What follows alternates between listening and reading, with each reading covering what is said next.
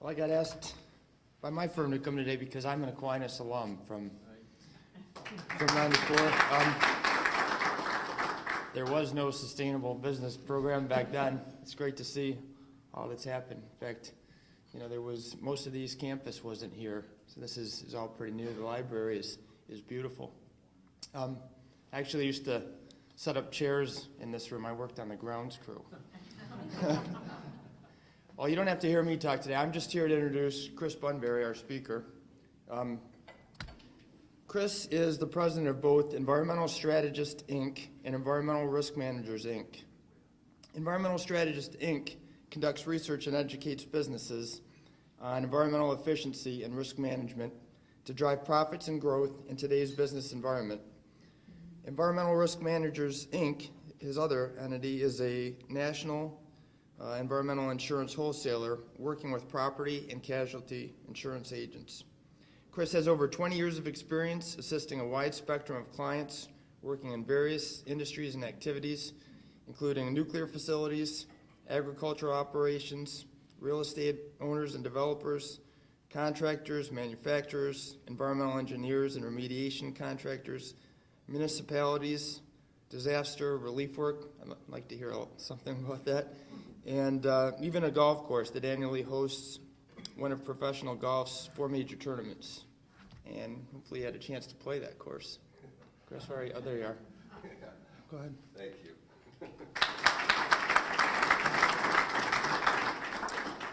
It's kind of nice being back here. I grew up in Rockford, started my professional career here, so it's kind of like coming back home, so I really enjoy that.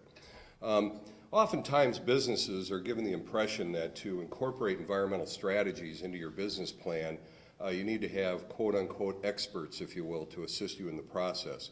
What we do is we work with businesses to show them how simple it really is to incorporate environmental strategies into your business plan to drive your growth and profits. And that's what we're really looking for, is how to take control of these environmental issues that are impacting us. To kind of get started, and I'm calling this Environmental 101 today because that's really what we do. And I'm at a college, and I thought, well, you start out in college, you start right out at the lowest level, and 101 is what I remember. So we're going to keep it all simple today, but I want to point out a few things to get us on the same page. First, you cannot be in business today without being impacted by environmental exposures or liabilities. Simple example I use is a Hallmark card shop. A lot of people don't think of a Hallmark card shop with an environmental problem, but when the dry cleaner 3 doors down the strip mall has a spill of their dry cleaning chemicals, they have to evacuate the strip mall for 2 weeks while they clean it up, that Hallmark shop's now had an impact on them, okay? The next thing is that if a business waits until the government gets involved in dealing with an environmental problem, proof shows that the cost of dealing with that problem goes up anywhere from 35 to 50%. So there's great motivation in trying to avoid having the government show up at your door. And I can tell you there's nothing worse than a tree hugger with a gun and a badge showing up saying, let us in, okay? So what is a pollutant? If we look at contracts oftentimes will describe a pollutant as a smoke, soot, vapors, fumes, acid, alkalis. Well, one that I've come up with that I think a lot of people we've worked around is a very simple way to look at it, is that a material, substance, or product that's introduced to an environment for other than its intended purpose. Example, fresh water. In one case, some fresh water got introduced into a saltwater aquarium. The fish died, and when they tried to get coverage for it, coverage was denied through their insurance company saying the fresh water became a pollutant. The next one was cheese, and of all places, Wisconsin, okay? Had a cheese delivery truck, got into an accident, caught on fire, the cheese melted, went down into the sewer system, it coagulated, caused sewer backups. When they filed a claim, they denied coverage saying the cheese became a pollutant. So, what is a pollutant? I think it's something that a lot of times we look at it being something evil, but in some cases it can be other. So today businesses are being impacted from a variety of areas. You know, should you be carbon neutral? What about ISO 14000? Should we participate in that? What about implementing triple bottom line into our business strategy? Get LEED certified for buildings. Brownfields that are out there in Grand Rapids is an excellent community with a good history of working on brownfields, and I really kind of identify it back to when I was growing up and in college when some families here in town decided to invest into downtown Grand Rapids and pick it up and turn it around, and today Grand Rapids has really turned into a community of, destination for people to come to. So, in Environmental 101, the thing that we want to do is to show you how to minimize risk, maximize value, and to optimize your performance in your business today. To do that, the first thing that any business must do before they decide on any of these other issues is you have to identify your environmental footprint. Who are we from an environmental standpoint? And until you can identify that, anything else that you do is really going to be kind of throwing money out the door, as we've seen. The example I use is back in the 90s when businesses wanted to become Q1 certified for Ford. They spent a lot of money to become Q1 certified. Nobody told them how to do it, and some businesses went out of business in the process of trying to be Q1 certified. So we want to give you the control and the instruments and the tools that you need. So to be sustainable or transparent, the first thing that you need to do is you start with risk management. The simple example I use is you talk to a business and you ask them, how do you purchase your raw materials? Do you buy them FOB point of shipment or do you buy them FOB point of delivery? Well, the majority of businesses we talk to buy them FOB point of shipment. Why? Because it's cheaper. Okay, so manufacturer, you have a tank of lubricants that's coming to you, and you bought it FOB point of shipment, and on its way to you, there's an accident. What's your strategy? Well, that's usually when we get that deer in the headlight look. You know, it's not our problem, is it? Well, yeah, you bought it FOB point of shipment. Well, as environmental strategists working with businesses, we have 4 ways to deal with that. First and foremost, stop buying at FOB point of shipment. Buy at FOB point of delivery, so when it's offloaded and delivered at your dock, you own it. Number 2, working with your team member, the attorney, have them draw up a contract that transfers that liability to the transporter till your product's delivered and offloaded. Number 3, only deal with transporters who are carrying auto pollution liability insurance. Or number 4, you can purchase a policy that covers you while third parties are transporting your goods. What would you like to do? Giving you the opportunity for it. So as an environmental strategist, what we do is we utilize environmental risk management strategies in order to help our clients profit in today's business environment with transparency or whatever you want to call it, sustainability. It's all kind of becoming sort of thrown into the same pool together. So environmental awareness is what's really taking place today and what's creating a lot of this change. And I identify sort of the modern day chime change when it became aware as really Love Canal back in 1978 in New York is when a lot of these transitions started to take place. More recently, we've had Al Gore. Now, whether you agree with Al Gore or not really isn't the point. The point is he's creating awareness. My simple point to it is this, is the earth getting warmer? Well, it wasn't that long ago, and this used to be under hundreds of feet of ice where we're sitting right now. So yes, it's gotten warmer. The other question is really, are we adding to it? And I have to say that I don't think we have enough smart people around here to know. Does common sense say that it doesn't look good when you drive through Gary, Indiana? Yeah. So, you know, but we don't, it's not an exact science, okay? Recently, we've had the lead-laced toys and drywall from China, which really leads now to ask, is the #1 exported product from China lawsuits? Because they're heaping up a whole lot of them here. And also in the last few years, both Walmart and Home Depot had to pay multi-million-dollar fines for stormwater runoff from their job sites. And Home Depot and Walmart don't own construction companies. So what Home Depot and Walmart have started to implement is starting to find out who are our vendors, who are we doing business with, and finding out a better way of taking care of some of the problems that take place out there. So environmental awareness, transparency, as I said, whatever you want to call it, it's creating a shift in our economic environment. Currently, we operate under what I like to call our slash and trash environment, if you will. We just kind of cut it, we use it, when we're done, we dispose of it. But we're transitioning into an environmental economic platform. And what the difference is under our current economic platform, the environment is a subset of the economy. Under environmental economics, it's reversed. The economy is a subset under the environment, i.e., if you're a rancher in Texas and you don't have any water, well, you're no longer a rancher in Texas. So this is a transition that we're kind of moving towards right now. It's slowly taking place, but we're moving in this direction. And so you really want to be able to take advantage of it. The other thing that I put this in here for is it really, to me, really sends a message in that we know that our resources are limited. And when we take a look at the population growth taking place, we can see that that direction is going to be putting and continue to put a tremendous amount of strain on our resources. So whether you want to do something or not, population in itself is dictating what's going to take place. So the big question's been out there a lot of years is, can I be environmentally friendly and profitable at the same time? Well, management consulting firm A.T. Kearney did a study, and in the study that they did, in 16 of the 18 industries that they looked at that had commitment to sustainability, they outperformed their competitors by 15%.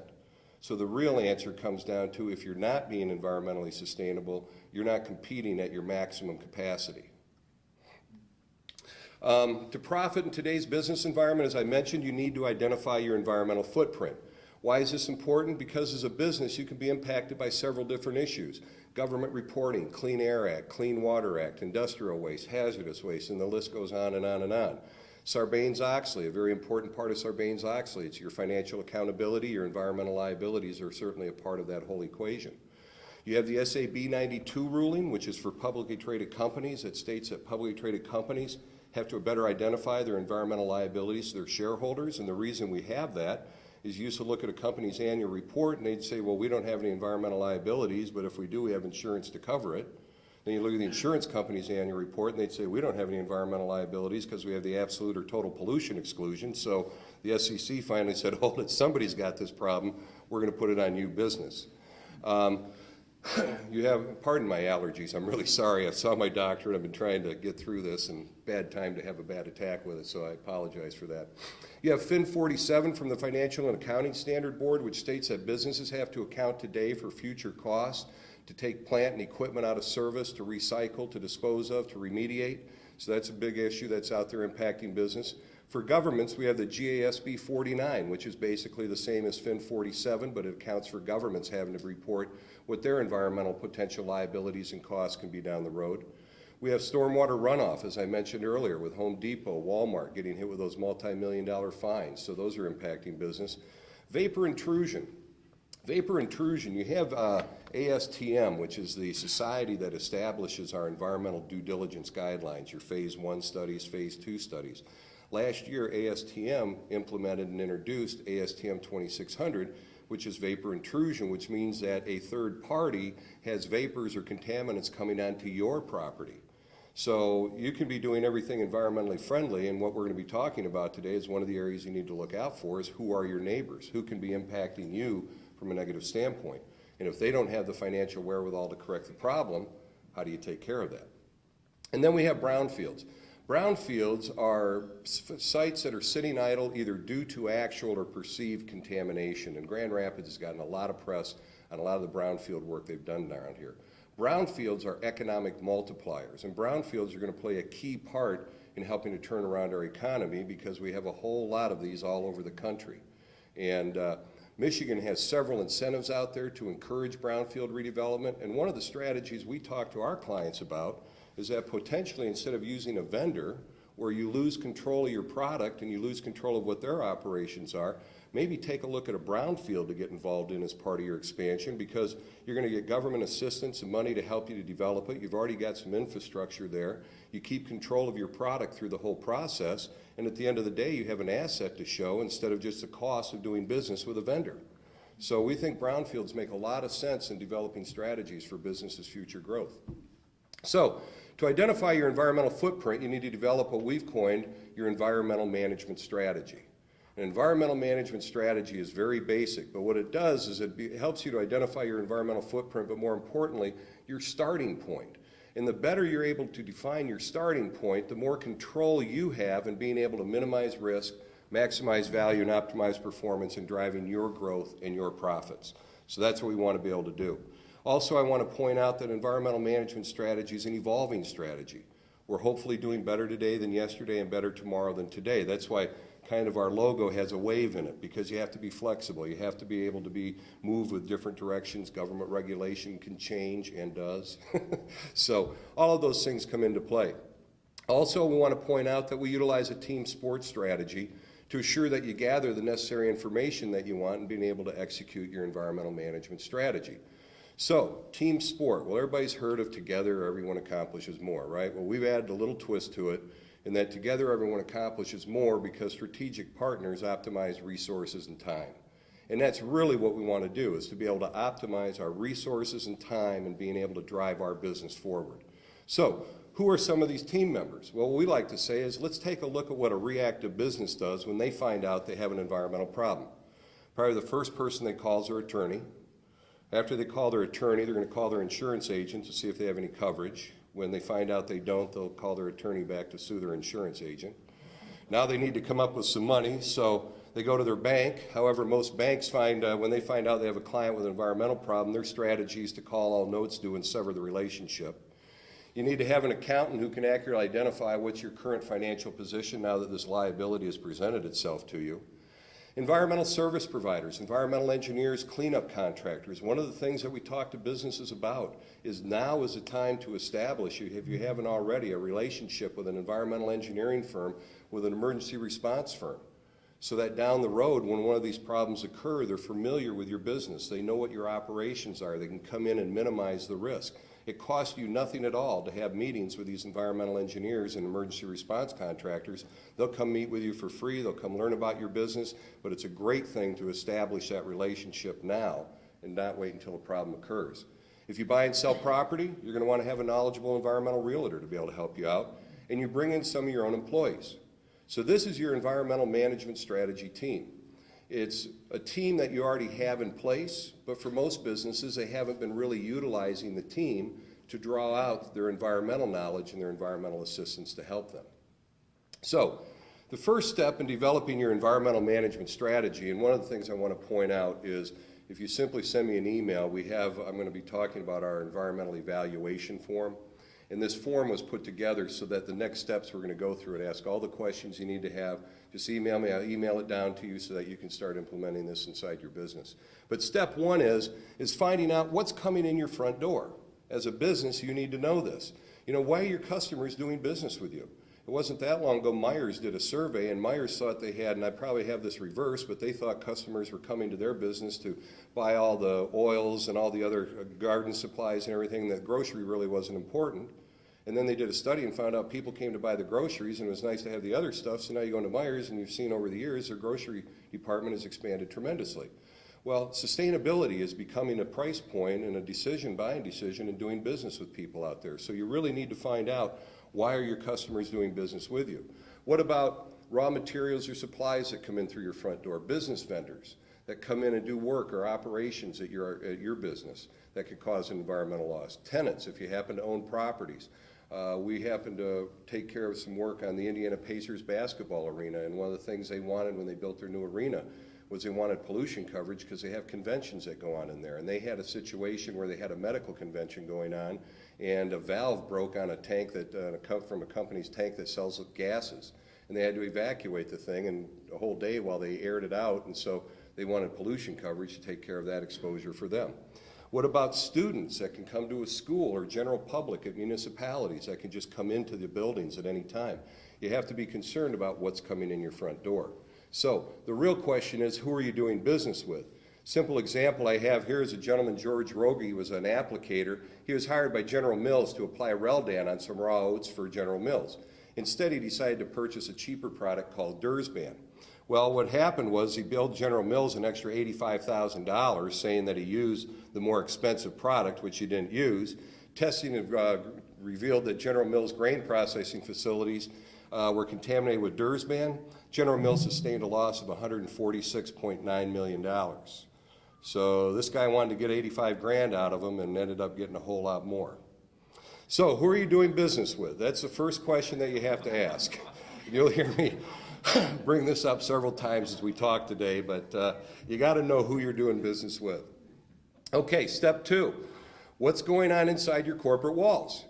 Are you subject to any environmental laws or regulations? Clean Air Act, Clean Water Act, etc. What about vendors that perform services? And do you have millwrights that come in? Do you have HVAC contractors that come in to dial in your air for you? If they don't do that work correctly and you have employees getting sick from that, that happened down at Bridgewater building when they first opened it up. They had businesses in there. Some people were coming in on Monday mornings. They were getting sick, and what happened was the owner was shutting down the HVAC unit on weekends during the summer. Over the weekend, bacteria was building up, and they'd fire it up on Monday morning, and people would come into work, and they were getting sick due to the mold and stuff that was circulating through the building. How do you store, handle, treat your materials, your supplies, your waste? Very important to find that out.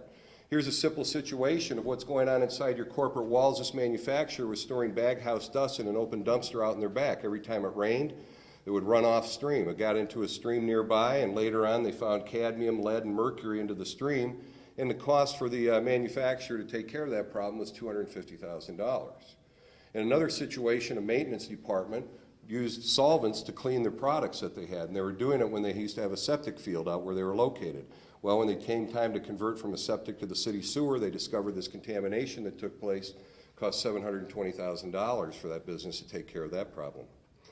Okay, so step one, what's coming in your front door? Step two, what's going on inside your corporate walls? And step three leaves what's going out your back door. From finished products and equipment, customer services, recyclables that you may be involved with, waste materials from industrial hazardous waste. You know, a lot of materials that used to be looked at as a waste are now a resource for somebody else out there. And one of the things that we talk about is, when's the last time you had your waste stream characterized? And you'd be surprised how many things that you can do, because if you can reduce the amount of waste that you generate, you're able to reduce your future liabilities. That's why in the 90s, everybody's talking about waste reduction. Everybody thought, isn't that great? They're environmentally friendly. No, these businesses knew if we reduce that waste, we're reducing our future liabilities that we could have down the road coming up. Superfund, other areas like that. And vendor services. A lot of times businesses hire vendors to represent them out in the field, to do work for them. And what if those vendors cause a problem out there that can come back to you? Okay? So a simple example here was a service station had a waste hauler that was transporting its used motor oil. And under CERCLA, which is our Comprehensive Environmental Response, Compensation, and Liability Act, and what I like to say is our politicians like to make themselves sound smart, don't they? Well, you own your waste from cradle to grave. So the company was transporting this waste for the service station. They got in an accident, spilled over, and the service station had to pay $600,000 to have that oil taken care of that spilled out and everything else. So what's going out your back door? Step four, now we've taken care of everything inside your corporate walls. As I mentioned earlier, step four is, who are your neighbors? Who are your neighbors that can cause an impact on you, that can cause an environmental loss that you don't have control over? And what if they don't have the ability to take care of that? And as I mentioned earlier, ASTM 2600, they felt that it was such an important exposure out there and it's such a big problem that they came out with their own standard for vapor intrusion taking place. And a simple example I use with that is, and this one came to me when I was out doing the seminar out west. Authorities in a small farming town had to evacuate the town because a noxious cloud drifted in from a cotton gin where they had anhydrous ammonia. The police suspected there could be a problem with vandalism because the anhydrous ammonia can also be used to make the drug meth. And they had the valve that was open on there. I was out when I was doing this seminar. The reason I put it in is because the first time somebody came up to me and said, hey, we want to know what you can do about meth labs, I didn't know what meth was. And they explained to me out in the state of Washington that if you own habitational property out there, and if you don't on a monthly basis randomly inspect each one of your units, and they find an operating meth lab in there, they take your building from you, assuming that you were part of the meth lab operation. So that's how big of a problem it's gotten to be out there. So this website here, the EPA has a wonderful website, this ECO website, and what this does is this list on there all businesses that are known to have environmental problems taking place, that have had fines, have had penalties. It's a great thing to go on and take a look at, and you can zero it right into your zip code, you can zero it right into your city, and you can find, is anybody in my immediate area causing environmental problems, or anybody in my neighborhood that I should be worried about can be impacting my asset, which maybe isn't an asset if they are. And the vapor intrusion, again, several times you'll see me repeat several things, and I try to bring them out because they're important items, I think. Okay, so step five, what we're going to do now is your team leader has gone through the environmental efficiency evaluation questionnaire that I mentioned to you. They now compile that, and they're going to send it out to your team members. So your team members then are going to be able to make sure that they're on the same page about addressing what the environmental issues are that are impacting your business. Now the team members, what they're going to do, your attorney, your accountant, and everybody else, they're going to add their competitive intelligence to it from their professional aspect. And what they're going to do then is lay out in front of you a plan that identifies the different environmental issues that are impacting you so you can now plan for, budget, and decide what environmental issues you want to be able to execute to run your business operations. Now what you have is you have a customized, evolving strategy that's going to help your business to become sustainable and move forward. That's it. That's the entire aspect of developing an environmental management strategy. It's that simple. And here's the flow chart just to kind of run through it. You're impacted by environmental transparency, all the different items we talked about. You develop your environmental management strategy. The team leader performs the initial analysis. Step one, what's coming in your front door. Step two, what's going on inside your corporate walls. Step three, what's going out your back door. And step four, who are your neighbors? You simply then compile the information, share it with the team members, and they add their information. And now what you have is you have a strategy designed just for your business that's going to show you how to move yourself forward in being sustainable. Now, in 2008, the Economist Intelligence Unit did a study, and they did a survey. And businesses around the world. Approximately 50% of the businesses did over 500 million a year in sales. The other 50% did under 500 million. But they did a survey of people who were responsible for strategic decision-making and management with their companies. Some of the things that they found in this survey last year: environmental risk management is frequently managed in an ad hoc fashion. Well, with an environmental management strategy, we've just taken care of that for you. We've given you the step-by-step process to follow through. There's no clear consensus about who should be responsible for environmental risk. Well, we've already shown you that. You have your environmental management strategy team that takes care of that for you. Many companies conduct strategic activities without a formal assessment of environmental risk. Well, that's what your environmental management strategy does. Respondents see compliance with environmental legislation as a key strength.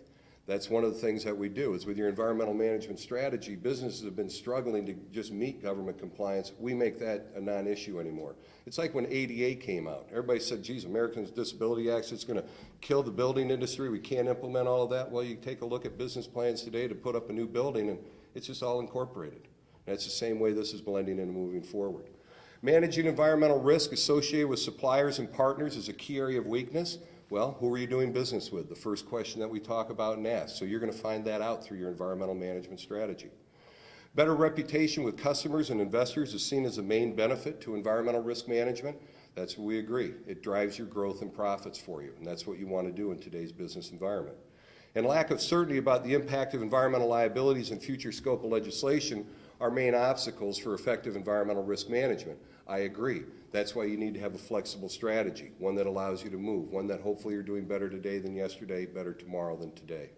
So we kind of take a look at this and we can kind of move through that, and all these areas get answered. Now, I came into the industry through the insurance side of it, so that's where my risk management came forward. And it's very important for business to understand what these products are, and the main reason is that 98% of the businesses in the United States are small business.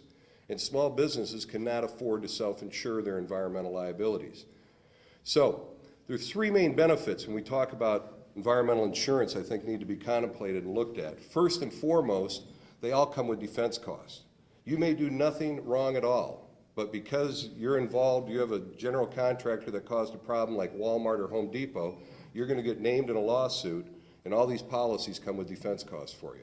Secondly, anytime you can have the federal government, the state government, the local government, and the press pounding on your door about a problem, this is not a fender bender, you need somebody who can run damage control central, and all these policies come with specialists who assist you to work through an environmental loss. And then lastly, most of the time the cost to clean up the spill, the release, whatever it is far less than the associated claims that come in from third parties for bodily injury, property damage, and what I think is the biggest black hole there is out there, business interruption. Where are you operating? Who could you impact if you had an environmental loss? I was down in Tennessee doing a seminar, and a gentleman came up during a break and told me this didn't have anything environmentally related, but he had an electrician client that was doing work at a GM plant. Blew out a fuse, shut down a production line, took him 5 minutes to get the production line back up and going, $85,000 business interruption claim. So where are you doing your work? Who could you impact? So some of the products that are available for you to think about, things that can add value to you and cover some of these costs that we're already talking about. Environmental impairment liability, you maybe have heard this called pollution legal liability. This is site-specific coverage, and this is for, we use this for municipalities, we use it for manufacturers, we use it for agricultural operations. It's site-specific for what's out there, what you have. We can pick up pre-existing unknown conditions, and we can also pick up new conditions moving forward. It offers first-party on-site cleanup, so it'll take care of the cleanup. So if you happen to have not a problem on your property, but that vapor intrusion and somebody coming in causing a problem on your property, this will pay to clean that up. So now you don't have to worry about your neighbor not being able to take care of the problem that they caused on your property. Also, it offers on-site and off-site third-party bodily injury and property damage. So if you happen to be a school like Aquinas and somebody claims there was a problem here, a student or something, covers on-site third-party bodily injury or property damage. It also picks up third-party business interruption, as I mentioned earlier. You can also pick up first and or third-party auto pollution liability. So if you have somebody transporting your goods for you, you can endorse on to have third parties covered under this policy while they're transporting your goods for you. It also picks up off-site disposal coverage. What off-site disposal coverage is that if you use a disposal facility that later on gets turned into a Superfund site, and you get brought in as a potentially responsible party, as being financially responsible to clean that up, off-site disposal coverage will take care of that. This also is very useful in a lot of ways. We have a client that does disaster relief work, and one of the things they did is they handled the disposal of the World Trade Center. And they also were the lead contractor down on Hurricane Katrina. And one of the things they do, because they work around the country, is they use different disposal facilities. So what we do is we use this product for them, so that if down the road something gets turned into a Superfund site, because they're just generally there for a short period of time, they have coverage for it. And you'd also be surprised how many times we've wanted to sign up a disposal facility and the underwriters go, no, we're not going to write this one because of this, this, and so they help them to avoid putting their waste into a place where maybe down the road it's going to be a problem for them. You can also pick up general liability with products pollution coverage, and this is a brand new area that's out there that I think is very exciting, because there's a lot of companies that have products they produce that if the product could cause an environmental exposure. Your typical general liability policy will have an exclusion on there for that, but we now have policies out there that can pick up that type of exposure. We're using it a lot with chemical blenders, people that have products that have environmentally sensitive materials in them that if they break could have a release, something along those lines. We can also pick up underground storage tanks. So if you're already paying for an underground storage tank policy, you can incorporate that onto this policy and save some of the costs. So there's a way to kind of cut that down. We have property transfer coverage. Property transfer coverage, what this is for is it protects the buyer and or seller of a piece of property should contamination be found on that property down the road that wasn't caused by the new buyer.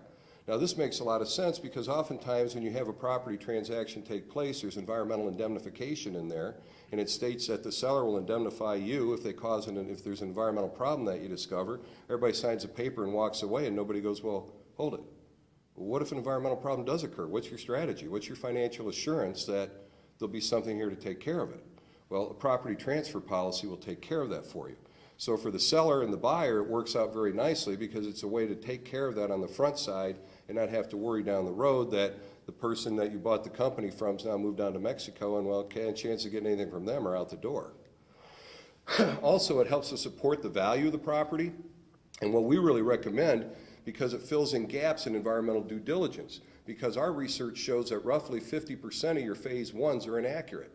So when somebody goes, hey, I got a clean phase one report, it's like, well, good. That means you got about a 50% chance that it's correct. And a phase one report also only protects you from the government. Everybody thinks they're total protection. No, it doesn't protect you from third parties. So if you've got a piece of property that a phase one came back on that it's clean, but you're contaminating the neighbor, they can still sue you. So it doesn't give you protection from that exposure. And the other thing that we think is really good, and what we do all the time with this product, is when you're going to put this product into place, you go to your loaning institution that you're doing the financing with, and you show them why putting this product in place, you're a better loan risk than other like-kind properties. And we always negotiate down the cost of the loan, which always more than pays for the cost of the insurance. So it's also a way to get some costs reduced on your properties when you're looking to pick some of that up. Contractors' pollution liability. Contractors' pollution liability is what Walmart and Home Depot now require for any contractor that does work for them because they don't want to have those stormwater runoff problems again.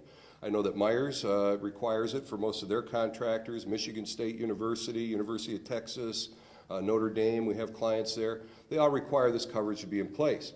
What it does is it protects the contractor while they're operating away from any premises they own, rent, lease, or occupy, so while they're in the field, should they cause an environmental problem or exacerbate an existing problem that was there. So they may not know something's there, but an excavator comes in and they take a scoop out of the ground and they puncture something that nobody knew was buried. They now exacerbated the problem. These policies will take care of that. You can buy these on a job-specific, annual, multi-year, or owner-controlled. And I point out the owner-controlled because with construction projects going on, what a lot of companies are doing and what Walmart and Home Depot have been doing is they've been requiring the individual contractors to take the policy out. We recommend that the owner of the property take it out, and then that way they've got dedicated limits just to their project.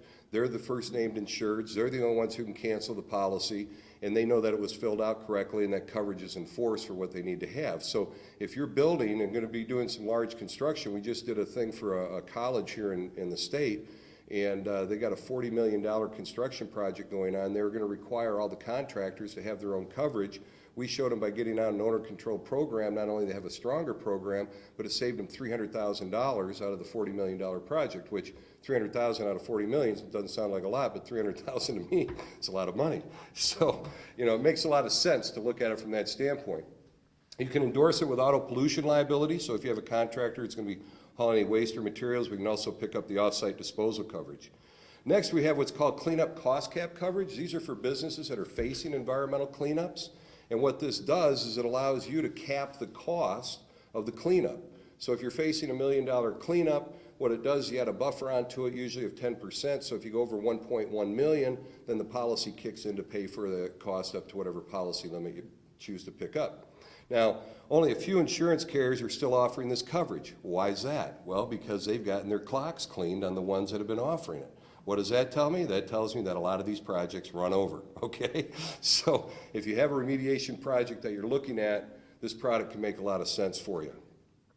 Professional liability. We talked about getting a relationship established with an environmental engineering firm to be able to help your business in moving forward. Well, one of the things you want to make sure of is that they have a professional errors and omission policy that covers them should they make an error and omission while doing their work for you, okay? And you can get contractors' pollution and general liability added into it. You can pick up auto pollution. We can do off-site disposal coverage. So as you can see, we can blend these things and pick up quite a few different things that can help businesses out. We have secured creditor coverage. Secured creditor coverage protects the loaning institution if they have to foreclose on a piece of property due to an environmental problem, okay? It pays either, the lesser of or the total amount of the loan. The lesser of the cost to clean up the problem or the cost of your mortgage, or it'll just have the pure payoff amount, which it'll just pay you off whatever the amount is on the mortgage, and then you don't have to worry about it, and it protects during the life of the loan, and it also for banks it transfers so that if they happen to sell their mortgages on the secondary market, they can sell them on the secondary market with this product, and banks that are utilizing this find that they're getting more money for their mortgages on the secondary market with this product attached to it. And you can also do it on a portfolio basis or a one-off deal. Most banks that get involved in this or loaning institutions will get involved on the portfolio aspect.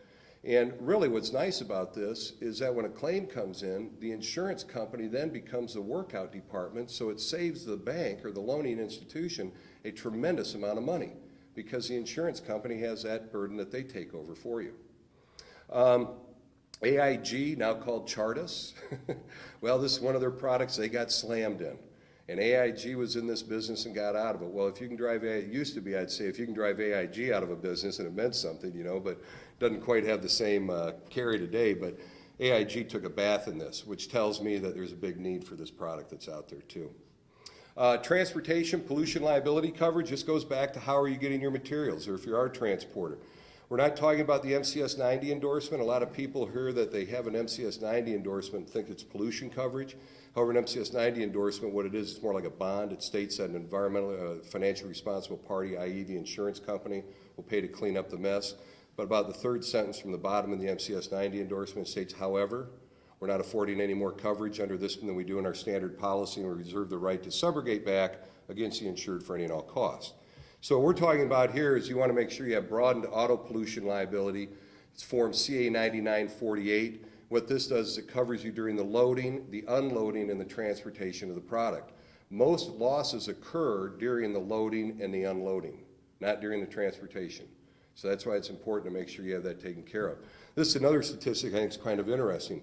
There are 800,000 tons a day of hazardous materials shipped around this country. This is not waste. These are hazardous, raw, fresh materials that are being shipped around the country going to manufacturers. So again, how do you purchase yours? FOB point of shipment, FOB point of delivery. And then the last thing I have here is commingling of waste. One of the strategies we talk about with businesses that are small generators of waste, whether it be paints and oils and things like that, is when you commingle, the waste gets together. One of the ways that people dispose of some of their waste is putting it into their waste, and so you want to protect yourself and make sure that you know who you're doing business with from that standpoint. What kind of waste are they handling? Make sure you're not having any problems from that standpoint. The Detroit 3 are notorious for pushing their PCBs off into their waste oils. And back in the day when it meant something to do business with them, You know, it was, well, gee whiz, if you don't want to do business with us, we'll find another vendor that'll take care of that problem for us. Oh, no, no, no, we'll work with that. Underground, above ground storage tanks, you're probably all very familiar with those products that are out there. Protects from the leases from an underground storage tank system, but I think the important thing is to understand what is the definition of an underground storage tank. And a tank is considered underground if 10% or more of its volume, including associated piping, is underground. You now have an underground storage tank system. By law, you must have financial assurance on that. I have been to buildings where you see a tank that you would swear is completely above ground, but because they got a pipe that runs 300 feet over the feed line, more than 10% of that volume is underground. That's an underground storage tank system, okay? Does not replace the tanks or the equipment. It just takes care of the environmental cleanup and third-party liabilities that could result from the release. You also want to make sure, because a lot of companies that are out there selling this, they don't cover natural resource damages. Well, we're in winter water wonderland. I think you want to make sure that if you got this coverage that you've got natural resource damages included in there. The other thing I like to point out that I think is just a very simple way, and a friend of mine who's in the life insurance business kind of brought this out, that when you take a look at the face value of an environmental insurance policy, it costs tenths of a cent on the dollar. So the choice really comes down to, you can either pay tenths of a cent on a dollar or wait until a problem occurs and pay 100 cents on the dollar out of your own pocket. And so it's a really simple decision to decide how do you want to run your business and how do you want to take care of it from that standpoint. So where do we go from here? Well, the way I see it, that once we're able to get Michigan businesses to identify their environmental footprint, I think that Michigan has a tremendous opportunity to become to the environmental industry what Silicon Valley's been to the computer industry. And when you consider our industrial past, when you consider that we're surrounded by what I think is one of the most amazing natural resources in the world, the Great Lakes, we are really positioned, and really by the grace of God, to really take advantage of this environmental evolution that's unfolding right now in front of us. And I think Michigan is going to do wonderful if we just learn how to embrace and grab onto these opportunities. But to do that, businesses have to identify their environmental footprint. So I thank you very much.